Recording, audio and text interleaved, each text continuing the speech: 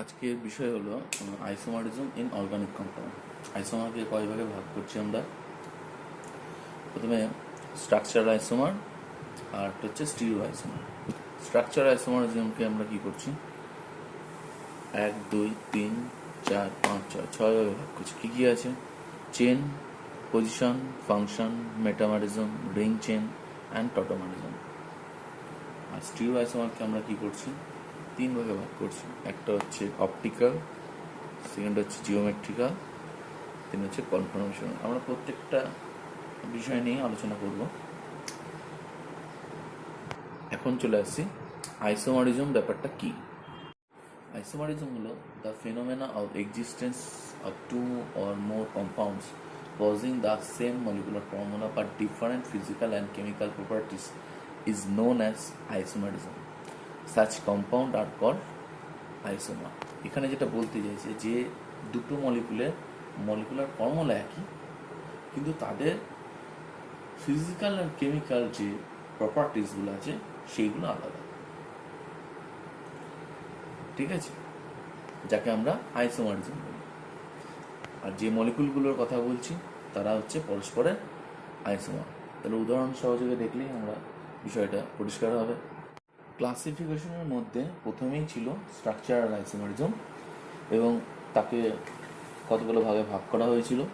প্রথমে ছিল চেন, তারপর পজিশনাল, তারপর ফাংশনাল, মেটামারিজম, রিং চেন আর টটোমারিজম। তাহলে আমরা প্রথমে চলে আসছি চেন আইসোমারিজম। দেখো, তোমাকে একটা জিনিস দেওয়া হয়েছে C4H10। আচ্ছা, এটাকে আমরা লিখে ফেলছি। কি হতে পারে দেখি আমরা। ধরো CH3, CH2, CH2, CH3। তাহলে দেখো, এখানে কিন্তু 4টে কার্বন আছে এবং মোট হাইড্রোজেন কিন্তু 10টাই আছে। এবার আমরা কি করছি? দেখো, এটাকে তো এইভাবে লিখতে পারি,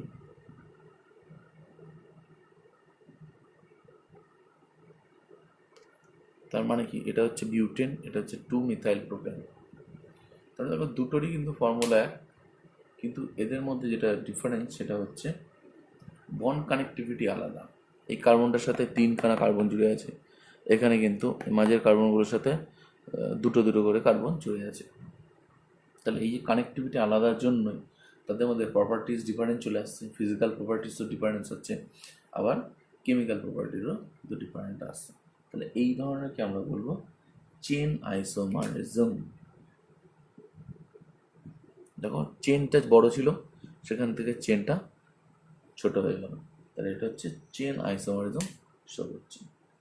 নেক্সট আমরা চলে আসছি পজিশনাল আইসোমারিজম। এটা কি আছে? এটা হচ্ছে প্রোপান 1-1, তাই তো? এবার দেখো, এখানে কি আমরা করতে পারি? ওইটাকে মাঝে রাখলাম, দিয়ে বললাম কি এটা প্রোপান 2-1। তাহলে বন্ড কানেক্টিভিটি আলাদা হয়ে গেছে এবং পুরোপুরি আলাদা। এবারে দেখো, চেনটা যেটা আছে, চেনটা কিন্তু একই আছে, প্রত্যেকটা কার্বন কার্বন কার্বন একই আছে, কিন্তু যে ফাংশনাল গ্রুপটা মাঝখানে চলে এসছে, অর্থাৎ এর পজিশনটা চেঞ্জ হয়েছে। তাহলে এই ধরনের আইসোমারিজম হচ্ছে পজিশনাল আইসোমারিজম। মানে চেনের কিন্তু কোনো ছোট বড় হয়নি।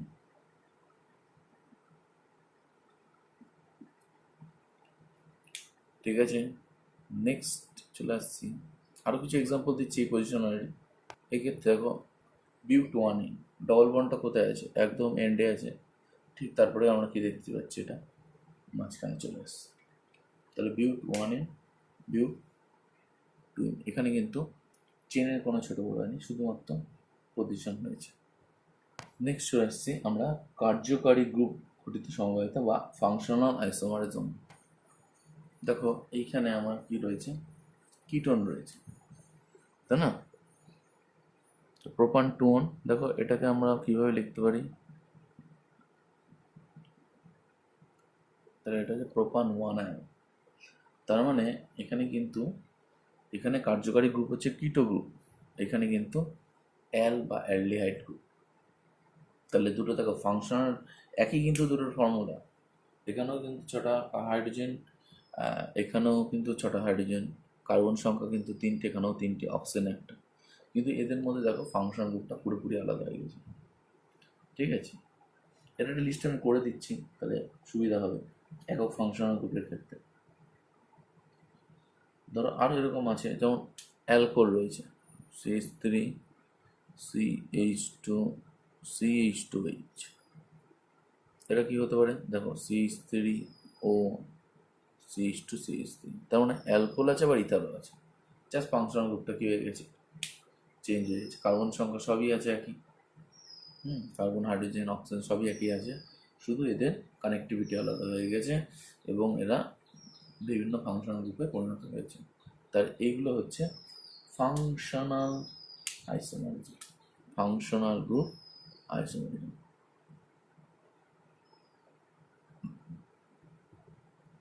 ফাংশনাল গ্রুপ আইসোমারিজম আমরা দেখলাম। নেক্সট চলে আসছে আমরা মেটামারিজম। প্রথমে আমরা মেটামারিজমের একটু ডেফিনেশনটা দেখে নিই। When two or more compounds having the same molecular formula but different number of carbon atoms or alkyl group on either side of functional group, such as single bond O, single bond sulfur, single bond NH, single bond C double bond O, etc., are called metamers. The phenomena is called metamerism. অর্থাৎ এখানে বলতে চাইছি যে ধরো কোনো group আছে, যেমন ও, sulphur, NH, C double bond, আরও অনেক গ্রুপ আছে, যেগুলো যদি উভয় পাশে যদি আমরা দেখি বিভিন্ন ধরনের অ্যালকিল গ্রুপ রয়েছে, হ্যাঁ, বিভিন্ন ধরনের অ্যালকিল গ্রুপের ফর্মুলা একই আছে, বিভিন্ন অ্যালকিল গ্রুপের পরিবর্তন হচ্ছে, সেইগুলো কিন্তু আমরা বলবো এটা হচ্ছে পরস্পরের হচ্ছে মেটামার। আমি একটা এক্সাম্পল দিলেই বিষয়টা পরিষ্কার হবে।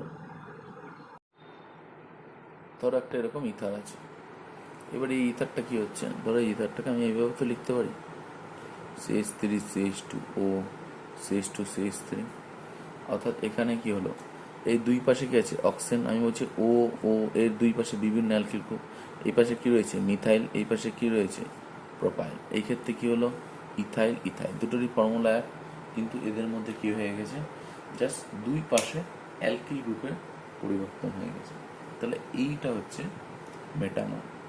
ঠিক আছে, এটাকে আরেকভাবেও লেখা যেতে পারে, CH3O CH3 CH3, এটাও কি আরেকটা মেটামার। এখানে মিথাইল, এখানে আইসোপ্রোপাইল, তাই না?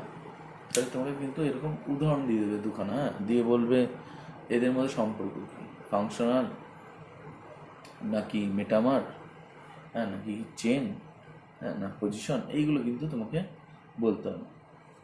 ঠিক আছে, সি ডবল বন্ড ও এর ক্ষেত্রেও বিভিন্ন হতে পারে, যেরকম ধরো দুটো সি ডবল বন্ড ও, সেখানে তো অ্যালকিল গ্রুপ এরকম রয়েছে, CH2 CH3, এখানে কি দেখবো CH2 CH3। ঠিক আছে, তাহলে সি ডবল বন্ডের দুই পাশে কি রয়েছে, এটাও ইথাইল এটাও ইথাইল, তাহলে তবে এটাকে এইভাবে লিখতে পারি,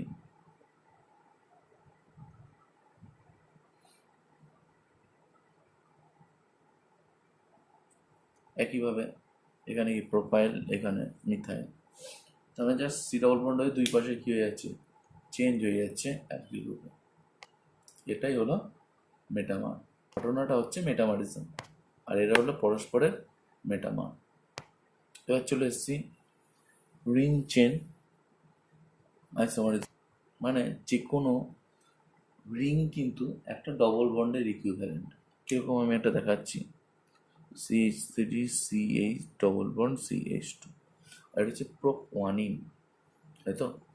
এবার দেখো যদি আমি একটা এটাকে সাইক্লিক করি, সাইক্লোপ্রোপেন আঁকি, তাহলেও কিন্তু কী হবে, এটা এখানে দেখো কার্বন সংখ্যা কত, এখানেও 3টে, হাইড্রোজেন 6টা, উভয় ক্ষেত্রে কিন্তু 3টে এবং হাইড্রোজেন 6টা। তাহলে একটা ডবল বন্ড কিন্তু একটা রিংয়ের সমতুল্য, এটা কিন্তু ব্যাপার। তাহলে তখন আইসোমার করতে দেবে, টোটাল আইসোমারের এই কথাটা মেনশন করবে, তখন কিন্তু তোমাকে যদি ওখানে রিংও হয়, তো রিংয়েও কিন্তু তোমাকে দেখাতে হবে। এরপর আসছে টটোমারিজম। টটোমারিজম আমরা অলরেডি আলোচনা করে দিয়েছি, যে ডেসক্রিপশনে লিঙ্ক আছে, ওখান থেকে দেখে নেবে। আচ্ছা, এইবারে দেখো একটা চার্ট দিয়ে দিয়েছি। CnH2n মানে কার্বন যদি n হয় আর হাইড্রোজেন হবে তার দ্বিগুণ, সেটা হবে অ্যালকিন। তাহলে যে কোনো অ্যালকিন আমি যদি দেখি, মানে যেখানে ডবল বন্ডের সংখ্যা একটাই থাকবে, সেই ক্ষেত্রে আমরা কি দেখব যে এই ফর্মুলায় কিন্তু ফেললে সেটা চলে আসবে। যেরকম ধরো একটা এক্সাম্পল দিচ্ছি, ধরো CH3 CH double bond CH2। এই ক্ষেত্রে দেখো ভালো করে, কার্বন কতগুলো আছে? 3টে। হাইড্রোজেন কতগুলো আছে? দেখো 6টা। তার মানে দেখো এই ফর্মুলা কিন্তু n এখানে 2n ফর্মুলায় চলে আসছে। একই রকমভাবে অ্যালকাইন মানে ট্রিপল বন্ড যদি রয়েছে, তাহলে সেখানেও আমরা কী করব, একই রকমভাবে ফর্মুলায় চলে আসবে 2n-2। অ্যালকেনের ক্ষেত্রে কী হবে, যেমন ইথেন, বিউটেন, ঠিক আছে, প্রোপেন, যাই হোক না কেন, এখানে CnH2n আছে, মানে সি যদি ধরো 4 হয় তাহলে এটা কত হবে? 10। আচ্ছা, এবার চলছে অ্যালকোহল ইথারের ক্ষেত্রে আমরা কি দেখব, CnH2n+2O। অর্থাৎ যদি আমরা বলি যে একটা প্রোপাইল অ্যালকোহল নিচ্ছি, CH3 CH2 CH2OH, দেখো ভালো করে কার্বন সংখ্যা কত আছে? 3। হাইড্রোজেন কতগুলো থাকবে তাহলে? 3 4 7 থেকে 8, আর অক্সিজেন একটা। দেখো এই ফর্মুলায় চলে আসছে, তাই না? H2n+2 এই ফর্মুলায় চলে আসছে, n=3। অ্যালডিহাইড কিটোন একই রকমভাবে আসবে CnH2nO আর CnH2nO2, অ্যাসিড আর এস্টার। মানে আমরা এখানে যদি এরকম একটা ধরো সংকেত দিয়ে রেখেছে, তখন তোমায় বুঝিয়ে দিতে হবে এটা ধরো C4H8O2, এরকম যদি একটা দিয়ে থাকে, তার মানে তোমাকে বুঝিয়ে নিতে হবে হয় এটা অ্যাসিড আছে, নয় এটা এস্টার আছে। এবার আমরা কি করব, এবার আমরা একটা প্রবলেম নেব, নিয়ে তার কতগুলো সম্ভাব্য আইসোমার রয়েছে সেগুলো আমরা দেখে নেব। আচ্ছা, যেটা আছে C5H12O, অর্থাৎ এখান থেকে আমরা বুঝতে পারছি CnH2n+2O এই ফর্মুলায় পড়ে গেছে। অর্থাৎ এটা আমরা পড়েছিলাম কি, অ্যালকোহল আর ইথার। তাহলে বলছে এর সম্ভাব্য আইসোমারগুলি লেখো। গঠনগত আইসোমার বা স্ট্রাকচারাল আইসোমারগুলো কতগুলো আছে, নাম্বার অফ স্ট্রাকচারাল আইসোমারগুলো বার করতে বলেছে, ঠিক আছে, বা গঠনগত আইসোমার কতগুলি হবে সেটা জানতে চাইছে। তাহলে আমরা একটু দেখে নিই কতগুলো হবে। তো প্রথমে দেখো অ্যালকোহল হতে পারে, ইথার হতে পারে। তাহলে প্রথমে অ্যালকোহলই দেখছি। আচ্ছা, অ্যালকোহলের ক্ষেত্রে কী করছি, আমরা এই 4খানা স্ট্রাকচার দেখতে পাচ্ছি, তাই তো? তাহলে এখানে কী হয়েছে, একদম একটা প্রান্তে রয়েছে, মাঝখানে রয়েছে, আবার এখান থেকে একটা CH3 চলে আসলো, ওয়েস্ট এখানে থাকলো। অর্থাৎ এখানে কিন্তু আমরা দেখতে পাচ্ছি পজিশনাল এবং চেন উভয় কিন্তু এখানে রয়েছে, দুটোই মিলিয়ে মিশিয়ে আমাদের কিন্তু মোট আইসোমার কিন্তু দেখতে হয়েছে। আচ্ছা, এখানে একটা বলে রাখি, যদি বলে টোটাল আইসোমার, তাহলে কিন্তু সেখানে সমস্ত কিছুটাই দেখতে হবে, মানে সেখানে কিন্তু আমাদের স্টিরিও আইসোমারও দেখতে হবে।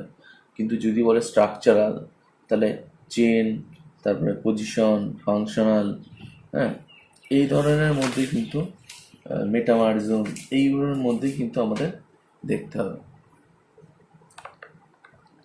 ক্লিয়ার? আর মানে মোট বলে তাহলে স্টিরিও প্লাস স্ট্রাকচার দুটোই কিন্তু দেখাতে হবে। আচ্ছা, যেহেতু এখানে স্ট্রাকচার বলেছে, তাহলে অ্যালকোহলটা করলাম। এবার আমরা চলে আসছি আর একটা কী হতে পারে, তাহলে এর ইথার হতে পারে। ইথারটা কী হবে দেখো, CH3O CH2 CH2 CH2 CH3, আর কার্বন রয়েছে 5টা, আর তার সাথে মোট হাইড্রোজেনের সংখ্যাও কিন্তু 10টা। তাহলে আমরা অ্যালকোহল আর ইথারের মধ্যে আমরা দেখে ফেললাম, অ্যালকোহলের যে কটা পেলাম আর ইথারও আমরা এই কটা পেলাম। তাহলে এইখানে দেখো ভালো করে, এখানে কিন্তু আর একটা আইসোমার এর সাথে পেয়ে গেছি, আর এটা হচ্ছে মেটামারিজমটাও কিন্তু আমরা এর সাথে পেয়ে গেছি। তার মানে অক্সিজেনটা এখানে রয়েছে, এখানে একটা বিউটাইল প্রোপাইল, তারপরে প্রত্যেকটা দেখো বিভিন্নভাবে কিন্তু এদের বিভিন্ন দুই সাইডেই কিন্তু অ্যালকিল গ্রুপের পরিবর্তন হচ্ছে। হ্যাঁ, এখানে একটা গ্রুপ, এখানে এক ধরনের গ্রুপ, এখানে একটা টি বিউটাইল গ্রুপ আছে, সেক বিউটাইল গ্রুপ আছে, আইসো বিউটাইল গ্রুপ আছে, এইভাবে কিন্তু আমরা আলাদা আলাদা করেছি। তাহলে মোট এতগুলো আইসোমার আমাদের সম্ভব। C5H12 ও। তাহলে তোমাদের যখন কোনো একটা দেবে তাহলে তার সম্ভাব্য যতগুলো আছে সেগুলো করতে হবে, এই হচ্ছে ব্যাপার। স্ট্রাকচার বলে স্ট্রাকচারাল আর টোটাল বলে structural plus stereo isomer. Stereo আইসোমারটা আমরা এরপরেই শিখব। কিছু এক্সাম্পল দিয়ে দিচ্ছি, বাড়িতে তোমরা চেষ্টা করবে। কতগুলো হবে এর কিন্তু কোনো নির্দিষ্ট রুল নেই, এগুলো হচ্ছে তুমি নিজেকে করে দেখতে হবে যে কতগুলো সম্ভাব্য স্ট্রাকচার হবে। আচ্ছা, C4H8O2 এটা অ্যাসিড অর এস্টার, কতগুলো অ্যাসিড হবে এবং কতগুলো এস্টার স্ট্রাকচার হবে সেগুলো বাড়িতে করবে। নেক্সট একটা আমি করে দিচ্ছি যেটা পরীক্ষার জন্য খুবই গুরুত্বপূর্ণ, C5H10। C5H10 মানে এটা কিন্তু একটা অ্যালকিন। তাহলে আমরা এক এক করে দেখে নিই C5H10 কতগুলো সম্ভাব্য গঠন হতে পারে।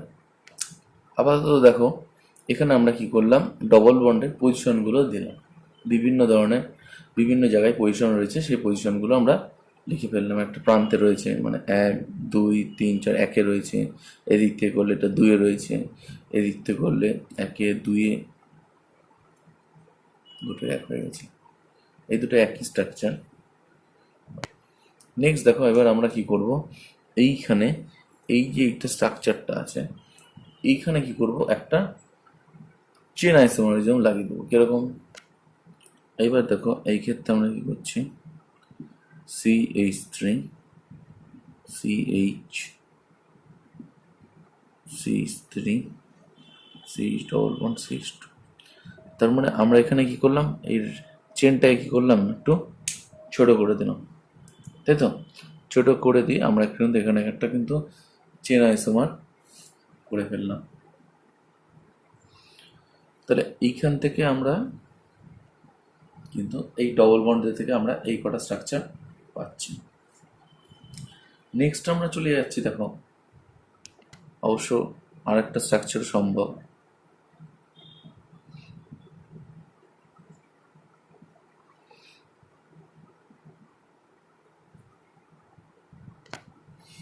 তাহলে আমরা কিন্তু এই ক্ষেত্রে ডবল বন্ড দিয়ে এই কটা স্ট্রাকচার পেলাম। নেক্সট আমরা দেখো এই ক্ষেত্রে কিন্তু একটা রিংও সম্ভব, কারণ আমরা বলেছিলাম একটা ডবল বন্ড মানে একটা হচ্ছে রিংয়ের সমতুল্য, তাহলে একটা রিংও সম্ভব।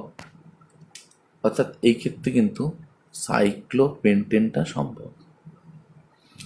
এইবার দেখো সাইক্লোপেন্টেনেরও সাইক্লিকেরও কিছু স্ট্রাকচার হতে পারে। কিরকম দেখো, সাইক্লোবিউটেন উইথ 1 মিথাইল গ্রুপ, তাই না? দেখো এখানে হাইড্রোজেন কতগুলো আছে, 1 2 3 4 5 6 7, আর এখানে মিথাইলের 3টে, 10টা, 7 আর 3 10টা। এর একটা হতে পারে। আবার কি হতে পারে, সাইক্লোপেন্টেন আমরা পেয়েছি একটা, তাহলে সাইক্লোপ্রোপেনও আসতে পারে।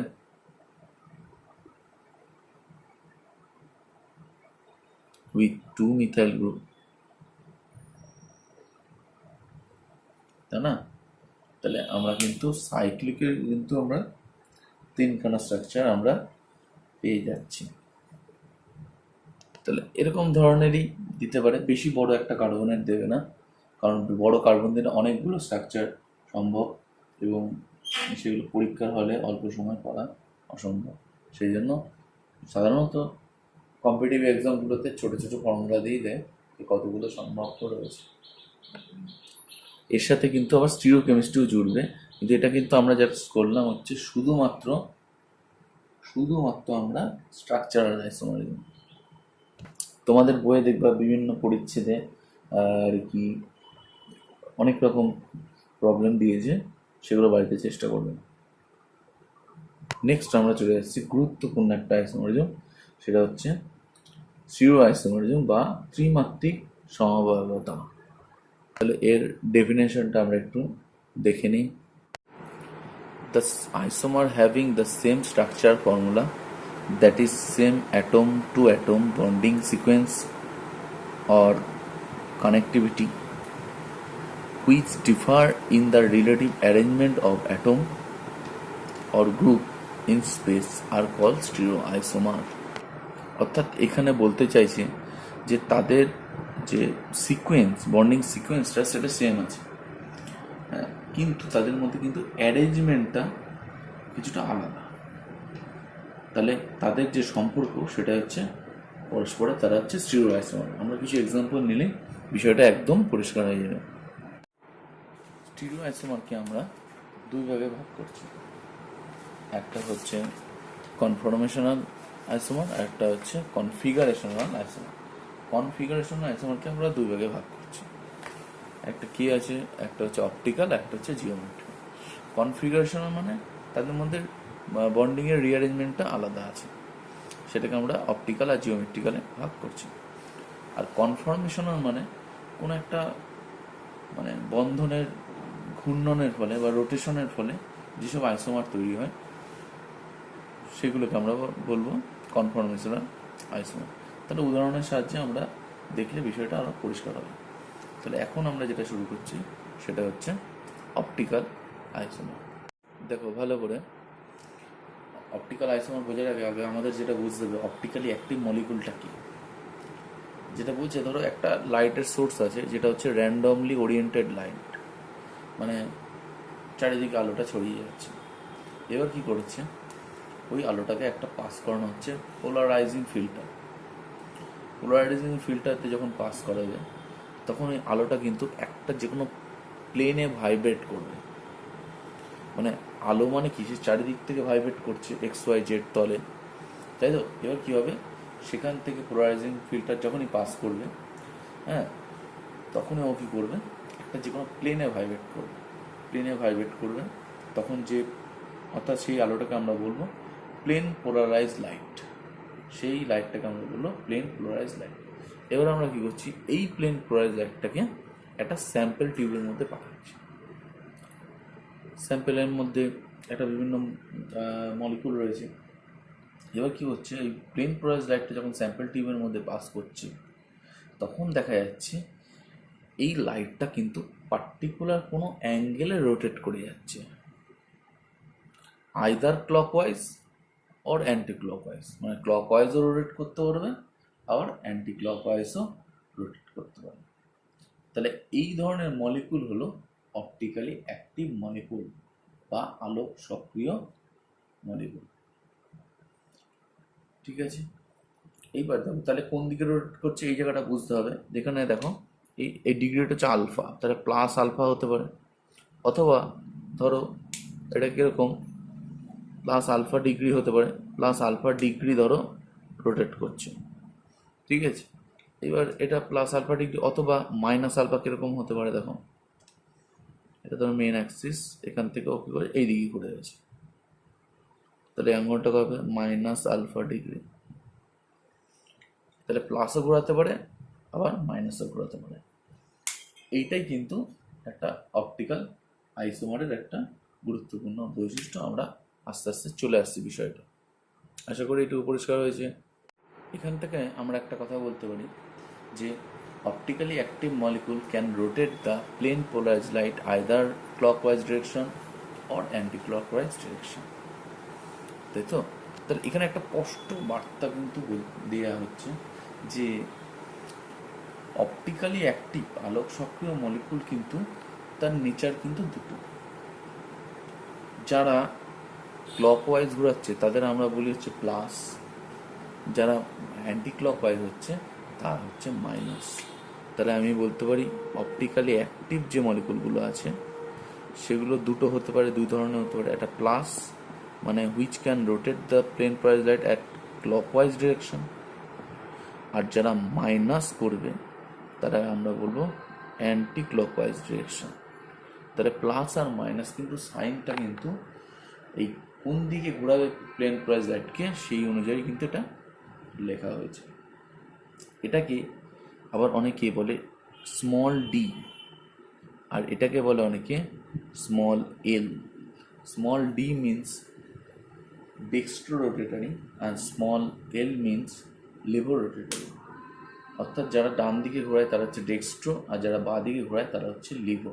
তাহলে অপটিক্যালি অ্যাক্টিভ কম্পাউন্ড কিন্তু দু ধরনের হয়, একটা হচ্ছে প্লাস, একটা কিন্তু মাইনাস। আমরা পরপর চলে আসছি, তাহলে বিষয়টা আরও পরিষ্কার হবে। এবার দেখো চলে আসছি যে which molecules are optically active, কারা তাহলে আলোক সক্রিয় হবে।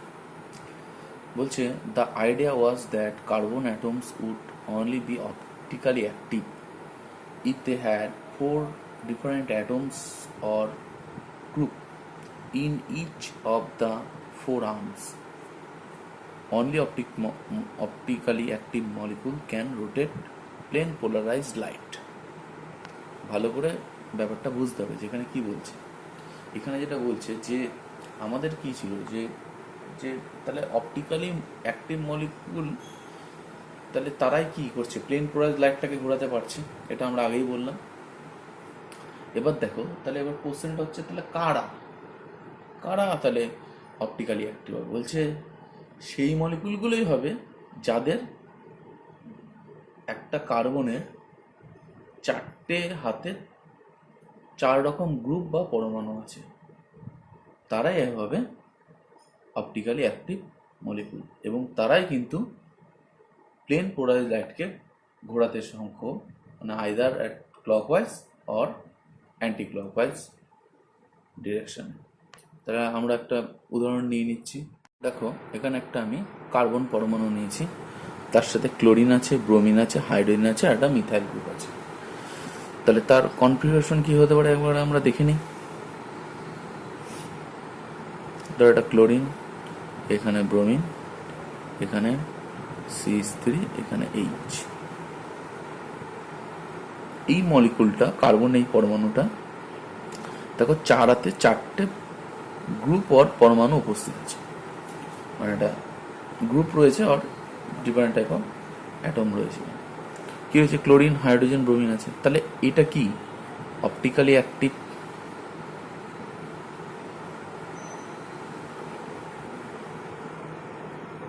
তাই তো, এটা অপটিক্যালি অ্যাক্টিভ হবে কারণ এর 4টে হাতে 4 রকম গ্রুপ অর ডিফারেন্ট অ্যাটম আছে। তাহলে এই মলিকুলটা কি করবে, এই মলিকুলটা কিন্তু প্লেন পোলারাইজ লাইটকে ঘোরাতে পারবে, either at clockwise direction or anti clockwise direction. আমি ধরে নিলাম এটা ক্লকওয়াইজ ঘোরাচ্ছে প্লাস।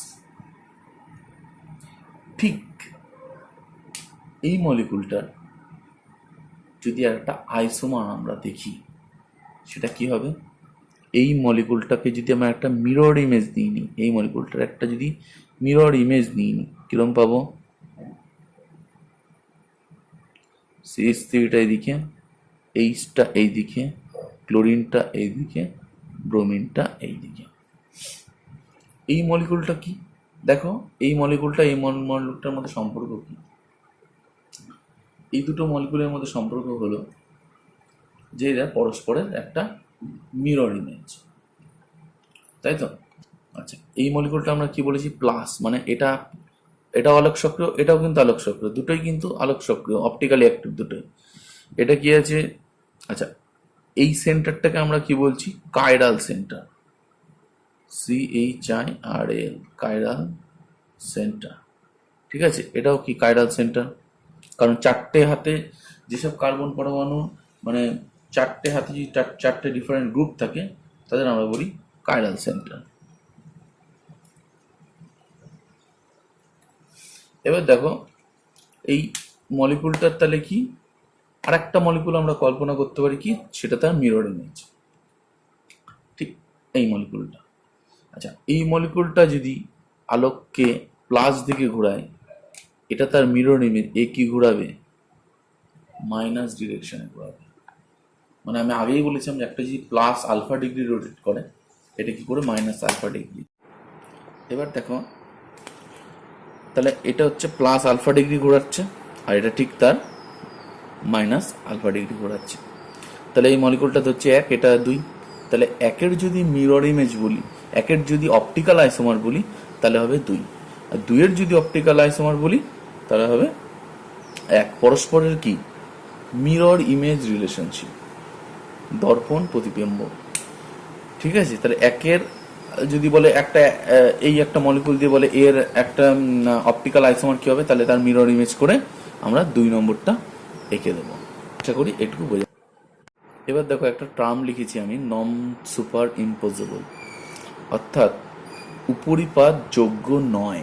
সুপার ইম্পোজ মানে হচ্ছে উপরিপাত যোগ্য, নন সুপার ইম্পোজ মানে উপরিপাত যোগ্য নয়। দেখো বিষয়টা আমি বোঝাচ্ছি কি, ধরো এই দিকের যে মলিকুলটা আছে, এই দিকের যে মলিকুলটা পরস্পর যদি একটা একটার উপরে এভাবে যায়, তাহলে দেখো CH3টা এদিকে যাচ্ছে আর এই CH3টা এদিকে যাচ্ছে, কিন্তু এদিকে কি হাইড্রোজেন আছে, তার মানে কি এরা সুপার ইম্পোজ করছে না, মানে উপরিপাত যোগ্য হচ্ছে না। মানে আমি ধরো হাত দিয়ে বোঝাচ্ছি, ডান হাত আর বাঁ হাত পরস্পর যদি উপরিপাত যোগ্য হয়, তাহলে কি দেখো এই কিন্তু আঙ্গুলগুলো কিন্তু একটা একটার উপরে উঠছে ঠিকই, কিন্তু কিন্তু মিলছে না, পরস্পর কিন্তু উপরে মিলে যাচ্ছে না, অর্থাৎ এরা কিন্তু উপরিপাত যোগ্য নয়। ডান হাতের জায়গা কিন্তু বাঁ হাত কখনোই নিতে পারে না, এটা হচ্ছে ব্যাপার। আমি একটা চার্টের মাধ্যমে বিষয়টা একটু পরিষ্কার করে দিই, তাহলে আরো সুবিধা হবে। দেখো এখান থেকে আমরা কি বলছি, কাইরাল মলিকুল, যারা কাইরাল মলিকুল তারা অপটিক্যালি অ্যাক্টিভ। অপটিক্যালি অ্যাক্টিভ মানে যাদের কাইরাল সেন্টার আছে তারাই হচ্ছে অপটিক্যালি অ্যাক্টিভ। অপটিক্যালি অ্যাক্টিভ মানে কি, তারা প্লেন পোলারাইজড লাইটকে ঘোরাতে পারে, either clockwise or anti clockwise, সেটা আমরা বলেছি। আর যারা অপটিক্যালি অ্যাক্টিভ তাদের কি অপটিক্যাল আইসোমার থাকবে। সেই আইসোমারগুলো কিরকম হবে, একটা নন সুপার ইম্পোজেবল আইসোমার হবে, অর্থাৎ একটা প্লাস আর একটা হবে মাইনাস, এটা কিন্তু কখনোই একের উপর উপর উপরিপাত যোগ্য হবে না। এটাই হলো মেন বিষয়। এবার দেখো অপটিক্যালি ইনঅ্যাক্টিভ কি, মানে যাদের মধ্যে কি কাইরাল সেন্টার নেই, সেটা আমি একটা লিস্ট বলে দিচ্ছি। দেখো এখানে কি আছে, নো কাইরাল সেন্টার। যারা কাইরাল সেন্টার হবে না তারা কি হবে, অপটিক্যালি ইনঅ্যাক্টিভ হবে। অপটিক্যালি ইনঅ্যাক্টিভ হওয়ার ফলে কি হবে, এরা কিন্তু প্লেন পোলারাইজড লাইটকে রোটেট করতে পারবে না। আর প্লেন পোলারাইজড লাইটকে রোটেট করবে মানে সুপার ইম্পসিবল মিরর ইমেজ হবে। আমরা কিছু এক্সাম্পল নিয়ে নিচ্ছি, তাহলে কিন্তু আমরা বিষয়টা একদম পরিষ্কার হয়ে যাবে। এটা অপটিক্যালি অ্যাক্টিভ না ইনঅ্যাক্টিভ, এটা অপটিক্যালি অ্যাক্টিভ।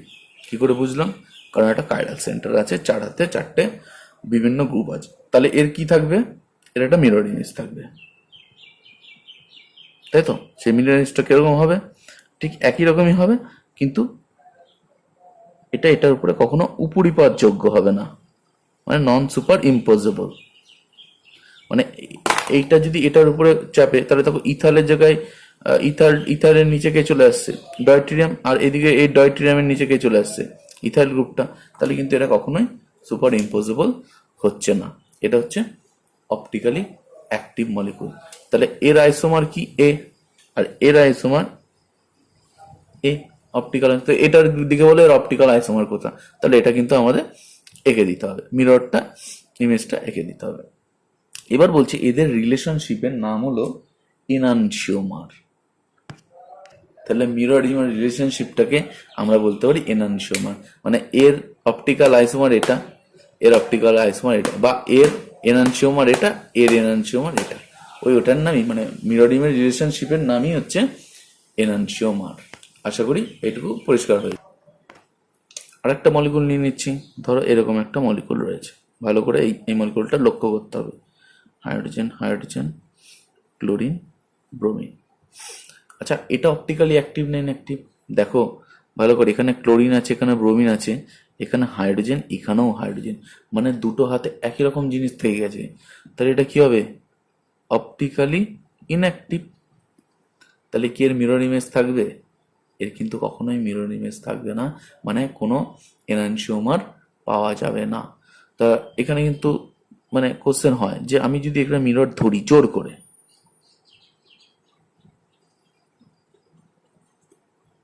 ধরতেই পারি, তাহলে এখানে ক্লোরিন এখানে ব্রোমিন, এখনই কিন্তু একটা কোশ্চেন হবে যে আমি যদি এটাকে এর উপরে নিই, তাহলে দেখো ভালো করে খেয়াল করে দেখো, ব্রোমিনের এটাকে এর উপরে নিলাম, ব্রোমিনের উপরে ক্লোরিন, আর ক্লোরিনের উপরে এই ব্রোমিনটা থাকছে, তাহলে তো এটাও তো নন সুপার ইম্পসিবল।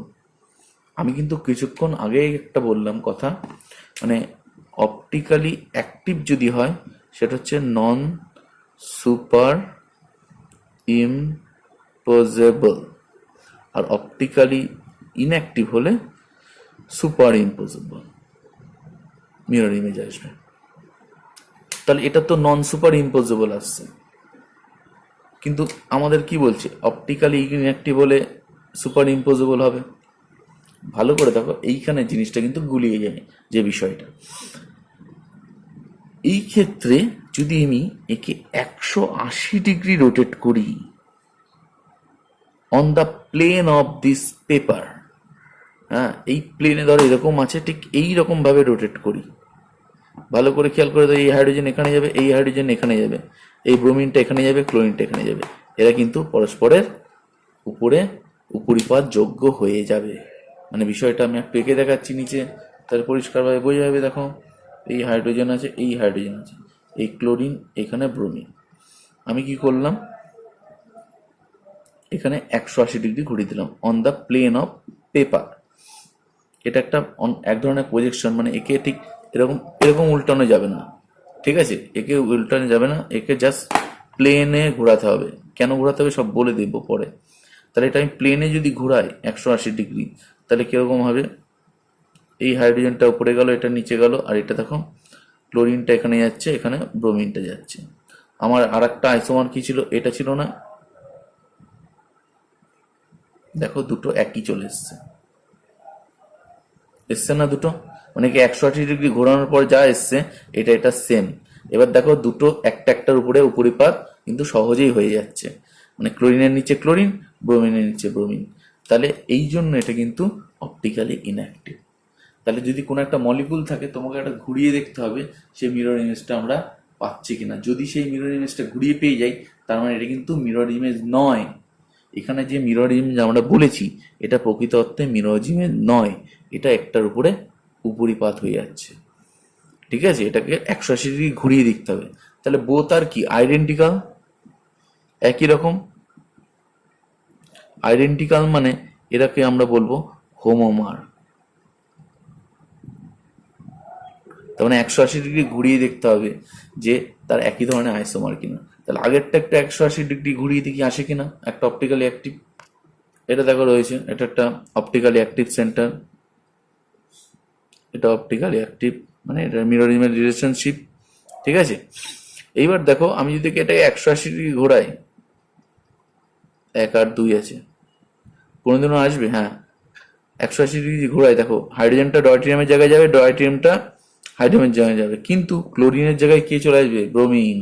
তখন তো আবার উপরে ওটা মিলবে না, কোনোভাবেই কিন্তু এটা উপরিপাত যোগ্য হবে না, চেষ্টা করলেও কিন্তু উপরিপাত যোগ্য হবে না। কিন্তু দেখো ভালো করে, আমি যদি এখানেও ব্রোমিন করে দিই, আবার এখানেও কি করি ব্রোমিন করে দিই, তাহলে কিন্তু এরা 180 ডিগ্রি ঘুরালে পরস্পর উপরিপাত হয়ে যাবে। তার মানে এটা হচ্ছে কি, এরা হোমোমার। হোমোমার মানে আইডেন্টিক্যাল স্ট্রাকচার, পরিষ্কার।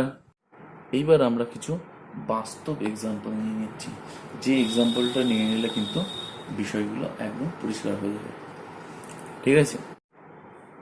ধরো একটা স্পেয়ার আছে, হ্যাঁ এ তো সব দিকে সমান। আচ্ছা এইবার কিন্তু দেখো, তাহলে এর যদি একটা মিরর ইমেজ নিই, সেটা এরকম, দেখো একই রকম আসছে না। তার মানে কি, এটা কিন্তু মিরর ইমেজ নয়। দেখো পরস্পরের উপর কি হবে, উপরিপাত যোগ্য হয়ে যাবে, মানে এইটা আর এইটা কি হবে একই সাথে উপরিপাত। তাহলে যে কোনো বল যদি আমি এক্সাম্পল নিই, বল কিন্তু অপটিক্যালি ইনঅ্যাক্টিভ। তাহলে তোমাকে বলবে বল কি, অপটিক্যালি অ্যাক্টিভ না ইনঅ্যাক্টিভ? বল হচ্ছে অপটিক্যালি ইনঅ্যাক্টিভ, কারণ বলের যে মিরর ইমেজ আসবে পরস্পরের উপরে উপরিপাত যোগ্য হয়ে যাবে, একই জিনিস তো, একই জিনিস পাবো। এবার দেখো একটা এক্সাম্পল আর একটা নিচ্ছি, ধরো আমরা নিচ্ছি জুতো, শু যেগুলো বলি। তো জুতো কি হবে, দেখো ডান দিকের যদি জুতো নিই আর বাঁ দিকের ধরো জুতো, দুটো মিরর নিলে কি হবে, ডান দিকের জুতোটার মিরর ইমেজ কি হবে, বাঁ দিকের জুতো হবে। তাহলে তারা কি কখনো উপরিপাতযোগ্য হবে? কখনোই হবে না। মানে ডান দিকের জুতো কিন্তু বাঁ দিকের জুতোতে পায়ে, কিন্তু বাঁ দিকের পায়ে কিন্তু আমরা কখনোই পড়তে পারবো না। তার মানে কিন্তু জুতো হচ্ছে অপটিক্যালি অ্যাক্টিভ, কারণ ওর একটা মিরর ইমেজ আছে এবং কখনোই তার উপরে উপরিপাত হচ্ছে না। হাত, হাত আমরা কিছুক্ষণ আগেই বলেছি যে হাত কিন্তু কখনোই উপরিপাত হয় না, তাই তো, হাতও কিন্তু অপটিক্যালি অ্যাক্টিভ। একটা যদি একই রকম ভাবে একটা ইয়ে থাকে, ধর একটা ডিশ রয়েছে, সে ডিশটা এরকম দেখতে, ঠিক একই রকম ভাবেও কিন্তু আমরা মিরর ইমেজ একটা ডিশ দেখবো এবং পরস্পরে কি হবে উপরিপাতযোগ্য। তাহলে তোমাকে একটা এক্সাম্পল দিতে পারি যে কোনো, দিয়ে বলবে এটা অপটিক্যালি অ্যাক্টিভ না অপটিক্যালি ইনঅ্যাক্টিভ। আশা করি উদাহরণগুলো বোঝা গেছে। এইবার ধরো আমরা একটা এই অপটিক্যালি অ্যাক্টিভ আর একটা তত্ত্বে চলে আসছি, সেটা হচ্ছে যদি একের অধিক কাইরাল সেন্টার থাকে। আগে কিন্তু আমরা এতক্ষণ যা করছিলাম একটা কাইরাল সেন্টার, কিন্তু এবার আসছি একের অধিক যদি কাইরাল সেন্টার থাকে তাহলে কি হবে। সেই ক্ষেত্রে দেখো একটা থিওরি আছে। ধরো আমি একটা নিচ্ছি কার্বন, ক্লোরিন, ব্রোমিন, ধরো OH। একইরকমভাবে কার্বনের সাথে কি রয়েছে, ক্লোরিন, ব্রোমিন, OH। আচ্ছা, এই ক্ষেত্রে নিয়ম হলো যে যে কোনো একটা গ্রুপকে আমরা ভার্টিক্যালে রাখবো, ফিক্সড করে নেবো, দিয়ে আইসোমারগুলো আঁকবো। কেন কি করছি সেগুলো আমরা পরে আস্তে আস্তে বুঝে যাব, ঠিক আছে। প্রথমে আগে আমরা এইভাবে করতে থাকি। তাহলে দেখো প্রথমে আগে আমরা এরকম করে এঁকে ফেললাম, মানে উপরে ভার্টিক্যালটাকে আমরা ফিক্সড করে নিচ্ছি। আচ্ছা, তাহলে দেখি কি কি হতে পারে। তাহলে এখানে ব্রোমিন দিচ্ছি, আর এখানে একটা OH, মানে এই কার্বনের সাথে ক্লোরিন, ব্রোমিন, OH আছে, এই কার্বনের সাথেও ক্লোরিন, ব্রোমিন, OH আছে। তাহলে এখানে একটা ব্রোমিন দিলাম, এখানে একটা OH। আচ্ছা, একই রকমভাবে এখানে কি দিচ্ছে, এটা ব্রোমিন। মানে কতগুলো সম্ভাব্য আছে সেভাবে আমরা সাজাচ্ছি আর কি, উপর নিচে ক্লোরিনকে ফিক্সড করে। কেন ফিক্সড করছি সেগুলো আমরা পরে আসছি এক এক করে। OH দিলাম, আরও কি হতে পারে দেখো, আরও দুখানা সম্ভাবনা থেকে যাচ্ছে।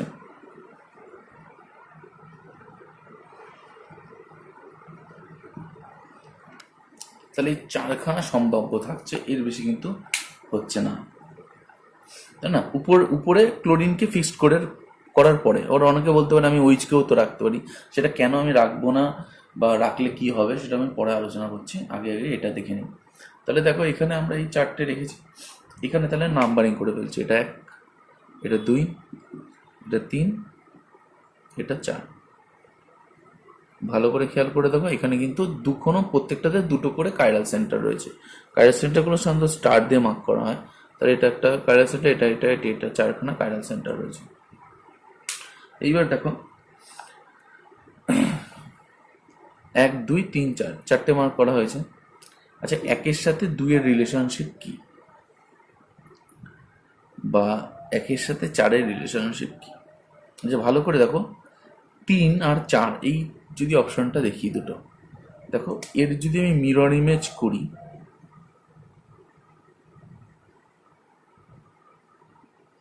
তাহলে দেখো আমি কিন্তু 4 পেয়ে যাচ্ছি। অর্থাৎ এদের মধ্যে রিলেশনশিপ কি, মিরর ইমেজ রিলেশনশিপ বা এনানসিওমার। তাহলে 3 আর 4-এর মধ্যে সম্পর্ক হলো এনানসিওমার। আচ্ছা, 1 আর 2-এর মধ্যে সম্পর্কটা কি আছে দেখো, এখানে কিন্তু মিরর ইমেজ করলে চলে আসছে, কিন্তু আমি কি বলেছিলাম, আমাকে একবার ঘুরিয়ে দেখতে হবে সবার আগে। তাহলে আমি এরকম করে ধরে 180 ডিগ্রি যদি মলিকুলটাকে ঘুরিয়ে দিই, তাহলে দেখা যাচ্ছে ব্রোমিনগুলো কিন্তু এদিকে চলে আসছে, এই ব্রোমিনটা এদিকে চলে আসছে, OH-গুলো এদিকে চলে যাচ্ছে, এদিকে চলে যাচ্ছে। তারপরে কি হচ্ছে, এই স্ট্রাকচারটা আমি পেয়ে যাচ্ছি। অথবা একে যদি আমি 180 ডিগ্রি ঘোরাই, একদম প্লেনে, বোর্ডের প্লেনে যদি 180 ডিগ্রি ঘোরাই, তাহলে কিন্তু আমরা এই স্ট্রাকচারটা পেয়ে যাচ্ছি। অর্থাৎ এইখানে কিন্তু আমরা স্পষ্ট বুঝতে পারলাম 1 আর 2 কিন্তু আইডেন্টিক্যাল স্ট্রাকচার। দেখে মনে হচ্ছে এটা কি মিরর ইমেজ, কিন্তু মিরর ইমেজ নয়। কেন, 180 ডিগ্রি ঘোরালে এটা চলে আসবে, 180 ডিগ্রি ঘোরালে যখন এই যে স্ট্রাকচারটা আসবে এর কি পরস্পরে কি সুপার ইম্পোজ করে যাবে। কিন্তু দেখো 3 আর 4 এই দুটোকে যদি আমরা দেখি, দেখো এখানে যদি ঘোরায়ও কখনোই কিন্তু 4-এরটা আসবে না, বা 4-কে যদি 180 ডিগ্রি ঘোরায়ও কখনোই কিন্তু 3 আসবে না। মানে এদের মধ্যে রিলেশনটা হচ্ছে মিরর ইমেজ রিলেশনশিপ, আর এই দুটো হচ্ছে আইডেন্টিক্যাল, মানে এটাও একও যা দুইও তা। তাহলে মোট আইসোমার কতগুলো হবে, 3টে। 1 = 2, 3, 4। তাহলে এখানে কিন্তু টোটাল যদি আইসোমার বলে, তাহলে আমরা কি বলবো, যে এখানে আমরা পেলাম কি কি, 1 = 2 যেটা অপটিক্যালি ইনঅ্যাক্টিভ, আলোক নিষ্ক্রিয়, আর এখানে আমরা কি পাচ্ছি 3, 4 এই দুখানা স্ট্রাকচার, যেটা অপটিক্যালি অ্যাক্টিভ, আলো সক্রিয় স্ট্রাকচার আসছে। তাহলে টোটাল আইসোমার কতগুলো থাকছে? ওভারঅল 3টে আইসোমার কিন্তু আমরা পাচ্ছি। তার মানে একটা অপটিক্যালি ইনঅ্যাক্টিভ, মানে 1 আর 2 যেহেতু এক, ওটাকে মিলে একটাই ধরছি, আর দুটো অপটিক্যালি অ্যাক্টিভ স্ট্রাকচার আমরা পাচ্ছি। আচ্ছা, এইখানে দেখো যে আমি 1 আর 2 যে স্ট্রাকচারটা করেছি, এটা আলোক নিষ্ক্রিয়, তা না? কেন নিষ্ক্রিয় আছে তার লজিক আমি কি দিলাম, যে 1-এর যেহেতু মিরর ইমেজ 2, এবং এই 1-এর যেহেতু মিরর ইমেজ 2 এবং 2টাকে যদি আমি 180 ডিগ্রি ঘোরাই, তাহলে আমি 1 পাচ্ছি, এবং এরা পরস্পরের উপরিপাত হয়ে যাচ্ছে, তাই এটা আলোক নিষ্ক্রিয়। এটা একটা লজিক আছে। আর একটা লজিক কী হবে তাহলে?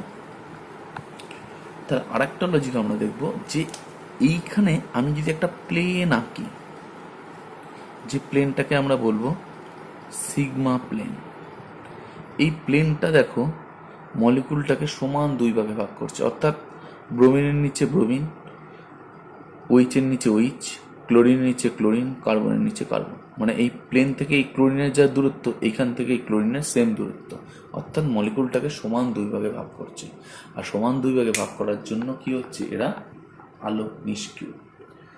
ঠিক আছে, তাহলে অপটিক্যালি ইনঅ্যাক্টিভ হওয়ার আর একটা শর্ত হলো, যদি তার মধ্যে একটা সিগমা প্লেন বা প্লেন অফ সিমেট্রি পাস করে, তবে কিন্তু সে আলোক নিষ্ক্রিয় হবে। আশা করি এটা পরিষ্কার হয়েছে। তুমি দেখো এই ক্ষেত্রে দেখো, যদি আমি এখানে একটা প্লেন আঁকি, সেখানে কিন্তু ওইচের নিচে বিয়ার, তার মানে এখানে সিগমা প্লেন নেই। ঠিক আছে, তাহলে সিগমা প্লেন অফ সিমেট্রি যার মধ্যে থাকবে, সে হচ্ছে আলোক নিষ্ক্রিয় হবে। দেখো এখানে কিন্তু কাইরাল সেন্টার আছে। কাইরাল সেন্টার থাকা সত্ত্বেও আমি কিন্তু আগের যে তত্ত্বটা বলেছিলাম, যে কাইরাল সেন্টার থাকলে আলোক সক্রিয় হবে, এখানে কিন্তু কাইরাল সেন্টার, এখানেও কিন্তু কাইরাল সেন্টার, তবুই আলোক নিষ্ক্রিয় হয়েছে। কেন? এখানে হচ্ছে যেটা দেখতে হবে, যে এর মধ্যে যেহেতু সিগমা প্লেন পাস করে গেছে, তাই এটা অপটিক্যালি ইনঅ্যাক্টিভ হয়ে গেছে বা আলোক নিষ্ক্রিয় হয়ে গেছে। তার একটা আমি আরও প্রমাণ পেয়েছি, স্ট্রং এভিডেন্স কি আছে, যে এটা একটা মলিকুল, তার যদি আমি একটা মিরর ইমেজ নিই নি, এবং মিরর ইমেজকে 180 ডিগ্রি এটাকে ঘোরাই, তা ঠিক এটা পেয়ে যাব, এবং সেটা নিজেদের মধ্যে উপরিপাত যোগ্য হবে। এটাও কিন্তু একটা কারণ, যে তার মিরর ইমেজ পরস্পরের উপর উপরিপাত যোগ্য হচ্ছে, তাই সে অপটিক্যালি ইনঅ্যাক্টিভ। আর একটা কারণ কি বলতে আমি দেখেই বলে দিতে পারবো, মানে মিরর আঁকার দরকার নেই, সেটা হচ্ছে কি, এর মধ্যে একটা সিগমা প্লেন আছে। সিগমা প্লেনটা যদি থাকে, এবং এটা কি হবে, আলোক নিষ্ক্রিয় হবে। এই হচ্ছে ব্যাপার। তাহলে এটা জিস্ট বলতে পারি। তাহলে এখানে আমি বলতে পারলাম কি, more than one chiral centre আছে। ঠিক আছে, তার মধ্যে যদি সিগমা প্লেন অফ সিমেট্রি থাকে, তাহলে কিন্তু আমরা যেটা পাবো, অপটিক্যালি ইনঅ্যাক্টিভ বা আলোক নিষ্ক্রিয় কিন্তু আমরা একটা যৌগ পাবো, যার মিরর ইমেজ কি হবে, থাকলেও নিজেদের মধ্যে সুপার ইম্পোজ করে যাচ্ছে। এই হচ্ছে ব্যাপার। এই যৌগটাকে বলে, মানে কাইরাল সেন্টার থাকা সত্ত্বেও যদি তার মধ্যে কোনো সিগমা প্লেন অফ সিমেট্রি থাকে, সেটা কি হবে, অপটিক্যালি ইনঅ্যাক্টিভ। সেটা হচ্ছে কিন্তু মেসো যৌগ। আচ্ছা, একটা উদাহরণ নিয়ে নিচ্ছি। আচ্ছা, এই যৌগের ক্ষেত্রে আমরা কি দেখতে পাচ্ছি, দুটো কাইরাল সেন্টার আছে। আচ্ছা, এবার আমরা সম্ভাব্য আইসোমারগুলো এঁকে ফেলি, অপটিক্যাল আইসোমারগুলো আমরা এঁকে ফেলছি। আচ্ছা, এই ক্ষেত্রে নিয়ম আমি বলছি, যে সবসময় যে কোনো দুটো গ্রুপকে কিন্তু ফিক্সড করতে হবে, মানে ধরো হয় ক্লোরিন নয় ব্রোমিন নয় NH2, যে কোনো সেম দুটো গ্রুপকে ফিক্সড করে নিতে হবে, তবে বিষয়টা আরও পরিষ্কার হবে। আমরা কি করলাম, এখানে NH2 গ্রুপটাকে ফিক্সড করে নিলাম। হ্যাঁ, দিয়ে এই কার্বনের সাথে, ধরো এটা হচ্ছে 1 নম্বর কার্বন, এটা হচ্ছে 2 নম্বর কার্বন, তাহলে এটা হচ্ছে 1, এটা হচ্ছে 2, তাহলে 1 নম্বর কার্বনের সাথে কি ক্লোরিন ব্রোমিন আর NH2 আছে, তাহলে NH2টাকে উপরে রাখলাম, নিচের ক্ষেত্রে NH2টাকে নিচে রাখলাম, দিয়ে এই দুটো গ্রুপের মধ্যে অ্যারেঞ্জ করছি। কি করছি, একদিকে দুটো ক্লোরিন, আবার এইদিকে দুটো ক্লোরিন, এদিকে ব্রোমিন, এখানে bromine chlorine chlorine bromine, chlorine bromine chlorine bromine, এবার দেখো আমি নাম্বারিং করে দিচ্ছি 1 2 3 4। এবার দেখো ভালো করে লক্ষ্য করে আমরা কিন্তু এখানে NH2 গ্রুপটাকে ফিক্সড করে নিয়েছি। এবার আমরা এর মোট 4টে আইসোমার পেলো, এর বেশি নিশ্চয়ই পাবো না। এবার প্রশ্ন আসতে পারে যে মনে একটা প্রশ্ন আসতে পারে যে অন্য ব্রোমিন দিয়েও তো হতে পারে। এবার সেটা আমরা পরে আলোচনা করছি, আগে আমরা NH2 দিয়ে করে ফেললাম, তাতে 4টের বেশি আসবে না। এবার দেখো একের মধ্যে কি চলে আসছে, একটা প্লেন অফ সিমেট্রি, এটা একটা প্লেন অফ সিমেট্রি, তাহলে এখানে কাইরাল সেন্টার আছে এবং প্লেন অফ সিমেট্রি চলে গেছে, তাহলে অপটিক্যালি এটা কি ইনঅ্যাক্টিভ, তাই তো। তাহলে 1 নম্বর যৌগটা, 1 নম্বর যৌগ, তাহলে আমরা লিখে ফেলছি যে 1 হচ্ছে অপটিক্যালি ইনঅ্যাক্টিভ। 2 কি হচ্ছে, একই রকমভাবে 2-এর মধ্যেও কিন্তু সিগমা প্লেন চলে যাচ্ছে, সেও অপটিক্যালি ইনঅ্যাক্টিভ। 3-এর মধ্যে যাচ্ছে না, তাহলে এটা হচ্ছে অপটিক্যালি অ্যাক্টিভ। 4-এর মধ্যে যাচ্ছে অপটিক্যালি অ্যাক্টিভ। ভালো করে দেখো এখানে, তাহলে এবার আমরা সম্পর্কটা বার করে ফেলি। দেখো 1কে যদি আমি 180 ডিগ্রি প্লেনে ঘোরাই এইভাবে, তাহলে আমরা 2 পাবো। তাহলে 1 আর 2 কিন্তু আইডেন্টিক্যাল স্ট্রাকচার।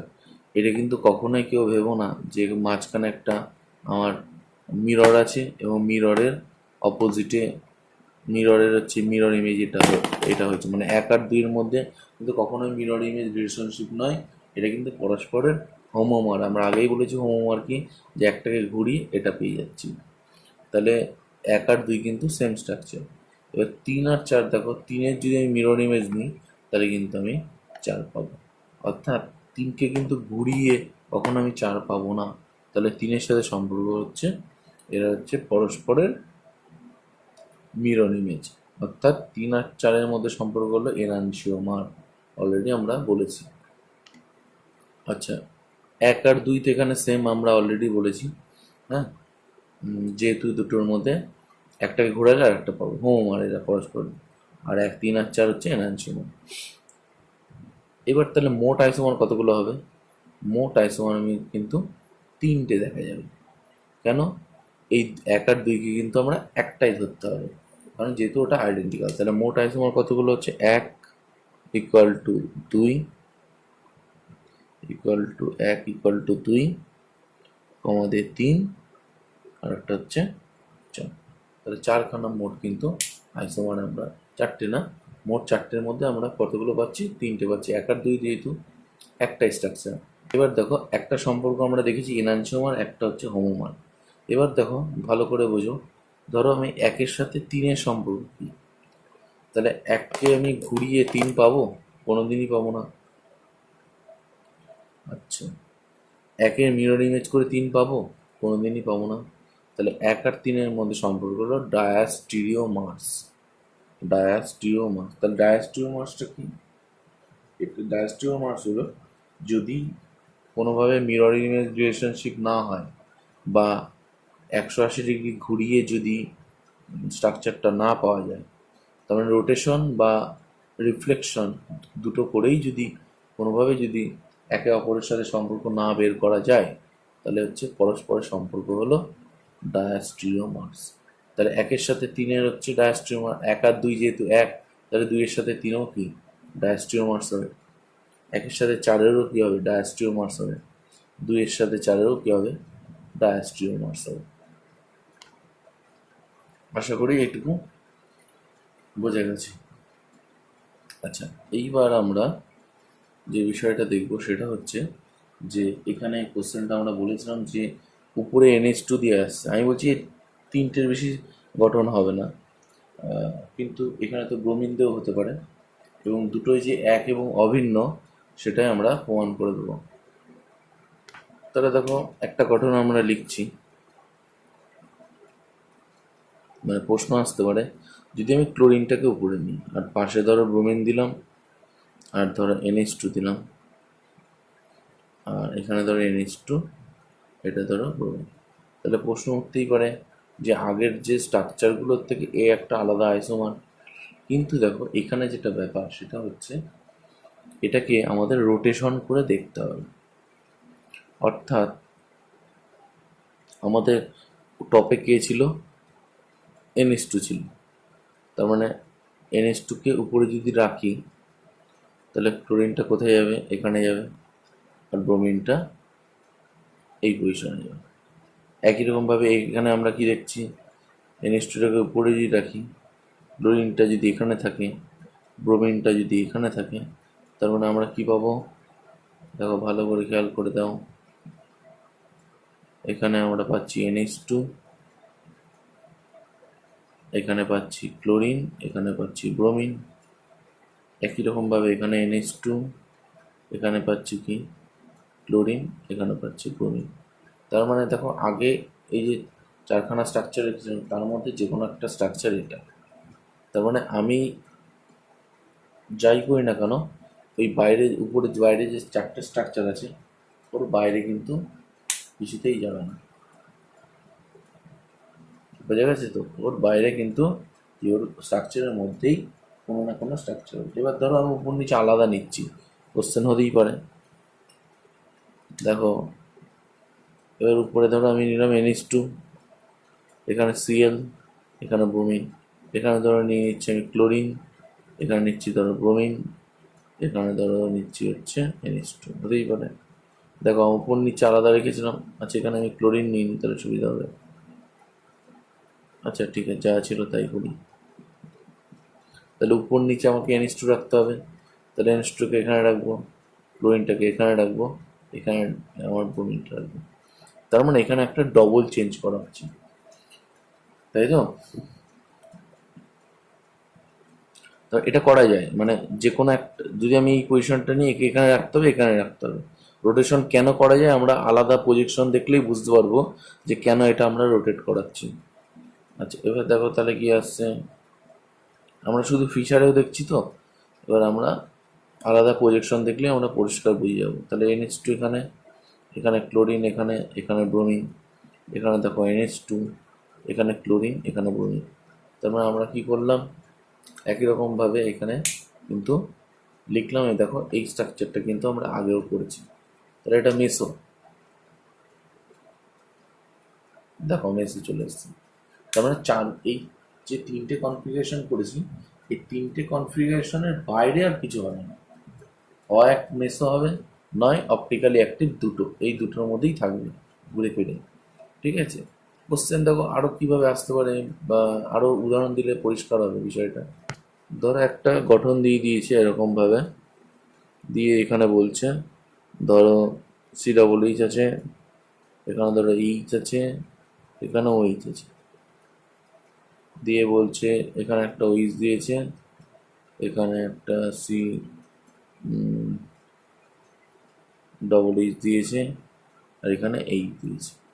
দিয়ে বলছে ইজ ইট অপটিক্যালি অ্যাক্টিভ না or optically inactive, optically inactive or optically active, কোনটা হবে? দেখো আমাদের কাজ আমি একটাই বলেছি যে কি উপর আর নিচে সেম রাখতে হবে, এটা না ছাড়া কিন্তু বোঝা যাবে না। মানে গ্রুপগুলো যে কোনো দিকে তারা র্যান্ডমলি থাকতে পারে, ঠিক আছে, কিন্তু আমাদের সবসময় কি হতে পারে, নিয়ে দেখতে হবে অপটিক্যালি অ্যাক্টিভ না ইনঅ্যাক্টিভ। কী করে বুঝবো? এটাকে সবসময় গ্রুপটাকে আমাকে সেম দিকে সেম, মানে দুই দিকে মাথায় সবসময় একই গ্রুপ রাখতে হবে। তাহলে দেখো উপরে আমি COOH আছে, তাহলে আমরা হয় OH রাখতে পারি, নয় COOH, যে কোনো একটা রাখতে পারি। ধরো আমি মনে করলাম আমি OH রাখবো, তাহলে ওই OH-টাকে কী করতে হবে, উপরে নিতে হবে, COOH-টাকে এখানে রাখবো, আর H-টাকে এখানে রাখবো। তাহলে কি আসলো বিষয়টা আমরা একবার দেখে নিই। তাহলে এখানে H, এখানে OH, এখানে COOH, আর এটা যা ছিল যেহেতু এখানে OH আছে, তাহলে এখানে COOH, এখানে H। দেখো ভালো করে দেখো, কোনো প্লেন অফ সিমেট্রি পাস করছে না, তার মানে অপটিক্যালি অ্যাক্টিভ, মানে এর একটা মিরর ইমেজ থাকবে। এবার মিরর ইমেজটাকে, এই একটা মিরর ইমেজ থাকবে, এই মিরর ইমেজটা সেটা তার অপটিক্যাল আইসোমার হবে। আশা করি এটুকু পুরোপুরি বোঝা গেছে, ঠিক আছে? তাহলে উত্তর হলো অপটিক্যালি অ্যাক্টিভ। তারপরে আমরা বিষয়টাকে আবার একবার সামারাইজ করে দিচ্ছি। বিষয়টা হলো এখানে অপটিক্যালি দুটো কাইরাল সেন্টার রয়েছে, এখানে এই তিনটে structure optically inactive, optically active optically active, মানে এরা এরা পরস্পর কি এনানসিওমার, আর এটা একটা অপটিক্যালি ইনঅ্যাক্টিভ মেসো।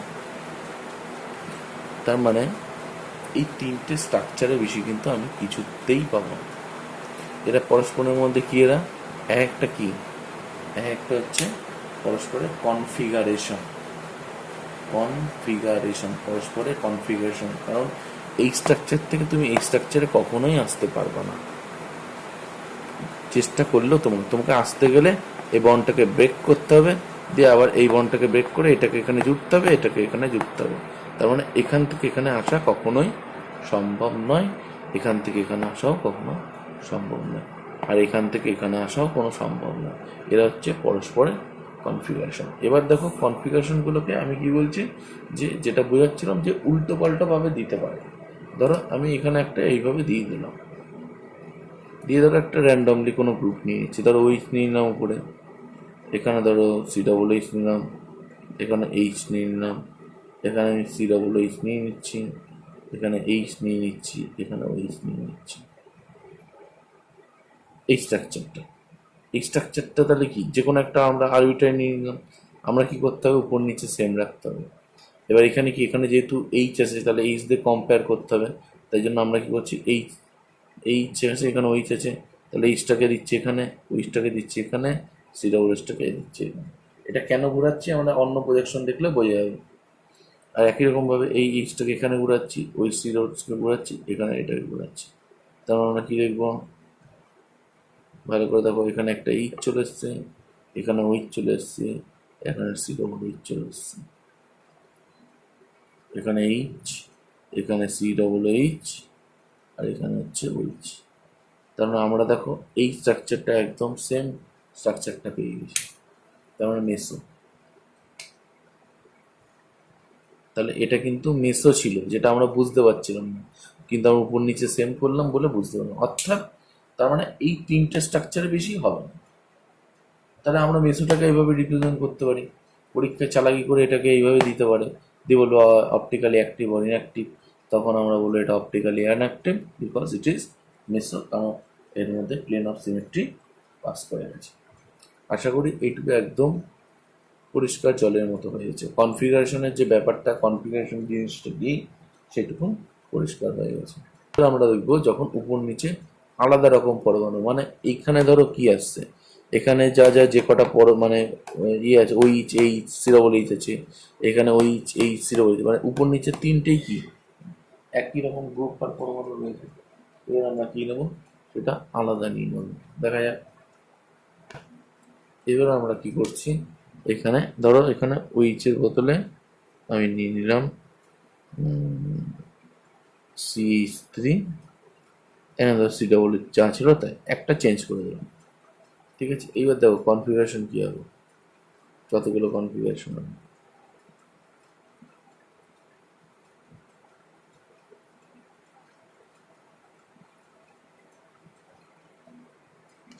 এবার দেখো আমরা চারখানা স্ট্রাকচার কিন্তু আমরা এঁকে ফেলেছি। এই ক্ষেত্রে দেখো আমরা কিন্তু উপরে সবসময় একই গ্রুপ রেখেছি, তাই তো, কিন্তু দেখো এখানে কোনো প্লেন অফ সিমেট্রি পাস করবে না, কারণ আমরা নিচে একটা যেহেতু গ্রুপ চেঞ্জ করে দিয়েছি, এই জন্য CH3 আলাদা হয়ে গেছে। সেটা এক আর 1 2 3 4 আমরা চারখানা স্ট্রাকচার পাচ্ছি, 1 এখানে 2 এখানে 3 এখানে 4, চারখানা স্ট্রাকচার পাচ্ছি। এবার দেখো একের সাথে 4-এর সম্পর্ক হলো এনানসিওমার, আর 2-এর সাথে 1 আর 4 হচ্ছে এনানসিওমার, 1 আর 4, হ্যাঁ। আর এদিকে 2 আর 3, 2 আর 3 কে আছে দেখো, এরাও কিন্তু পরস্পরের মিরর ইমেজ, মানে এনানসিওমার।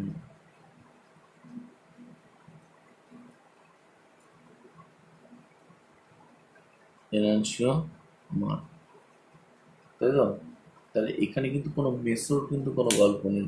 তার মানে আমরা কি দেখতে পাচ্ছি, যে এখানে আইসোমার কিন্তু মোট 4টেই, এখানে তো কাউকে ঘুরিয়ে আসবে না বা মিরর ইমেজ করে আসবে না, অর্থাৎ এখানে কিন্তু স্ট্রাকচার হলো মোট 4খানা স্ট্রাকচার, ঠিক আছে? এই হচ্ছে ব্যাপার। মোট আইসোমার দাঁড়ালো হচ্ছে 4টে, 1, 2, 3, 4। এই হচ্ছে থিওরি। এক্ষেত্রে একটা শর্ট ফর্মও দেওয়া আছে, সেটা হচ্ছে 2n, মানে যখন উপরে আর নিচে কিন্তু ডিফারেন্ট থাকবে তখন এই ফর্মুলা কিন্তু আসবে।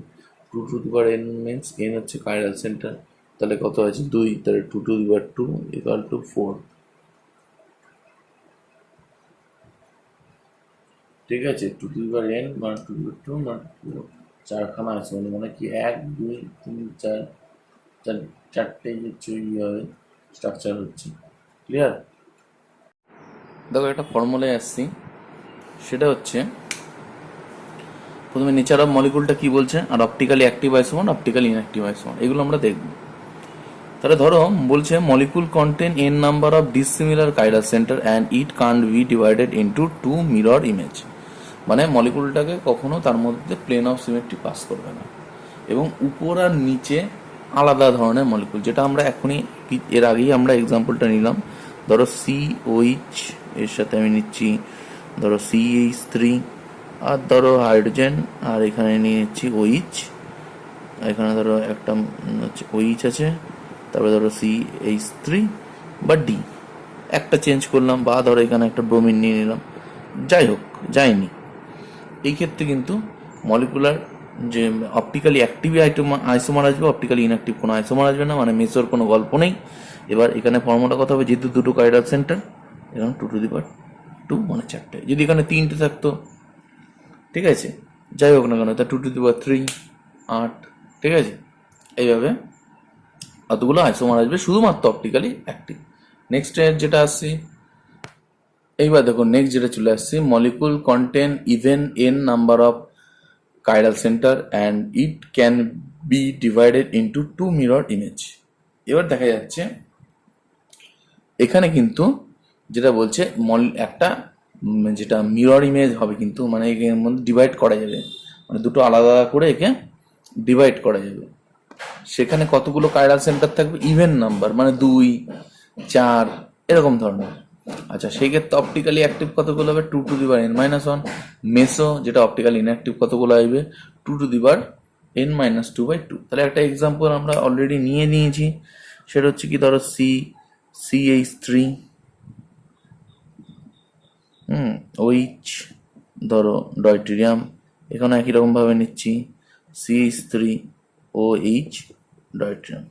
তাহলে আইসোমারের সংখ্যা কত হবে, প্রথম কথা অপটিক্যালি অ্যাক্টিভ কতগুলো আসবে, তাহলে কাইরাল সেন্টার 2, তাহলে 2 যদি মানে 2 - 1, মানে অপটিক্যালি অ্যাক্টিভ দুটো আসবে।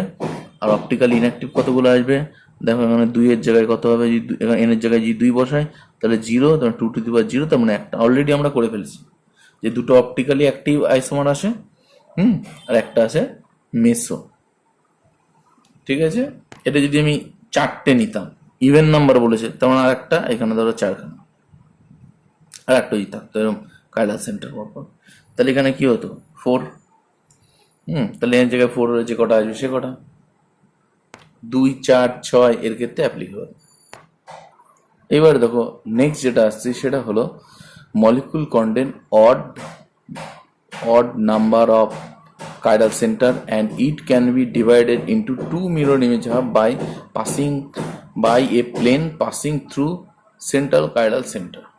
এখানে বলছে আগেরটা কি ছিল, ইভেন ছিল, তাই তো, যেটাকে অর্ধেক অর্ধেক করছিল, এখানে কিন্তু ইভেন না, এখানে odd number of chiral centre আছে। একটা উদাহরণ নিয়ে নিচ্ছি, তাহলে এটা আরো পরিষ্কার হবে, যে একটা কাইরাল সেন্টারের মধ্যে দিয়ে একটা প্লেন কিন্তু পাস করেছে, ঠিক আছে? দেখা যাক। আচ্ছা, এই ক্ষেত্রে দেখো যে উদাহরণটা নিলাম, এই যে উদাহরণটা নিয়েছি, এখানে আমরা কি দেখতে পাচ্ছি, CH3CH, CH3H, উপর নিচে আমাকে সেম নিতে হবে, কারণ আমরা অলরেডি বলেছি যে একে ডিভাইড করা যাচ্ছে একটা প্লেন দিয়ে, তাই না? এটা কিন্তু অড আছে, মানে তিনটে যেহেতু কাইরাল সেন্টার অড, আর হচ্ছে উপর নিচে কিন্তু একই পরমাণু থাকবে, একই পরমাণু বা গ্রুপ থাকবে, এবং একে অর্ধেক করা যাবে মাঝখান দিয়ে। এবার দেখো মাঝখান দিয়ে অর্ধেক করা যাচ্ছে, মানে ব্যাপারটা এটা বলতে চাইছি, আমি যদি কাইরাল সেন্টারটা এখান দিয়ে আঁকি ভালো করে, কাইরাল সেন্টারটা না, মানে এখান থেকে প্লেন অফ সিমেট্রিটা এই কাইরাল সেন্টারের উপর দিয়ে আঁকি ভালো করে, দেখো এই কাইরাল সেন্টারটা কিন্তু অর্ধেক অর্ধেক হয়ে যাচ্ছে, এই হাইড্রোজেনটাও অর্ধেক অর্ধেক হচ্ছে, ব্রোমিনটা অর্ধেক অর্ধেক, মানে এখানে বলতে আছে ধরো ব্রোমিন একটা স্পেয়ার, ঠিক আছে, মানে একটা গোলক আর কি, এখান থেকে প্লেন যদি যায় তাহলে গোলকটা কিরকম হয়ে যাবে, এরকম অর্ধেক, এরকম অর্ধেক, তাহলে এখান দিয়ে যদি প্লেন যায় তাহলে এই পরমাণুগুলো কি অর্ধেক অর্ধেক হয়ে যাচ্ছে, অর্থাৎ এখান থেকে প্লেন যেতে পারে, কারণ এখান দিয়ে যদি প্লেন যায় উপরে দেখো একই আছে, নিচেও ধরো একই আছে, সেই জন্য বলছে আমি একটা এমন একটু যেখানে অড থাকবে, এবং অডের ফলে অড থাকবে কার্বন, মানে কাইরাল কার্বনগুলো অড থাকবে, এবং এখান দিয়ে একটা মাঝখান দিয়ে একটা প্লেন অফ সিমেট্রি পাস করবে, এবং যেটা একটা কাইরাল সেন্টারের উপর দিয়ে যাবে, সেটা এখানে বলতে চাইছি। তাহলে এখানে কতগুলো আইসোমার হবে আমরা একটু দেখে নিই। এখানে বলছে যে অপটিক্যালি অ্যাক্টিভ কত হচ্ছে, এখানে ধরো তিনটে আছে, তিনটে মানে এখানে কত হবে, n = 3, এখানে যদি 3 বসাই তাহলে দেখো কতগুলো আসছে মোট, এখানে কিন্তু দুখানা অপটিক্যালি অ্যাক্টিভ আসছে, আর এখানে যদি আমি 3 বসাই তাহলে ভালো করে দেখতে পারবো এখানেও কিন্তু মেসো দুটো আসছে, তাহলে অপটিক্যালি অ্যাক্টিভও দুটো, আর একটা আর মেসো অপটিক্যালি ইনঅ্যাক্টিভ বা যেটা মেসো আসছে সেটাও কিন্তু দুটো আসছে। তাহলে আমরা একটু এঁকে ফেলি আইসোমারগুলো। এটা হচ্ছে অপটিক্যালি অ্যাক্টিভ, কারণ দেখো এখান থেকে কোনো রকম কিন্তু প্লেন অফ সিমেট্রি পাস করছে না, উপরেও যে কটা গ্রুপ বা পরমাণু, নিচেও সে কটা গ্রুপ বা পরমাণু একই আছে, কিন্তু এখানে কিন্তু কোনো রকমের প্লেন অফ সিমেট্রি পাস করছে, কারণ ওইচের নিচে দেখো এখানে এইচ আছে, তাই না, এখানে এইচের নিচে ওইচ আছে, সুতরাং এখান থেকে প্লেন অফ সিমেট্রি পাস করছে না। পরস্পরের মধ্যে রিলেশনশিপ হচ্ছে এনানসিওমার,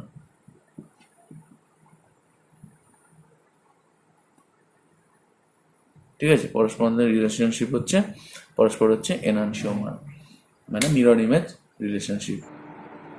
আমরা কিন্তু এই দুই ধরনের মেসো পাচ্ছি, দুই ধরনের মেসো। দেখো এই ধরনের একটা মেসো হতে পারে যেখানে ওইচ ওইচ নিচে আছে এবং ব্রোমিনটা সেই দিকে আছে, ব্রোমিন হাইড্রোজেন, আর এদিকে ওইচ ওইচ নিচে আছে কিন্তু ব্রোমিনটা ঠিক উল্টো দিকে হয়ে গেছে।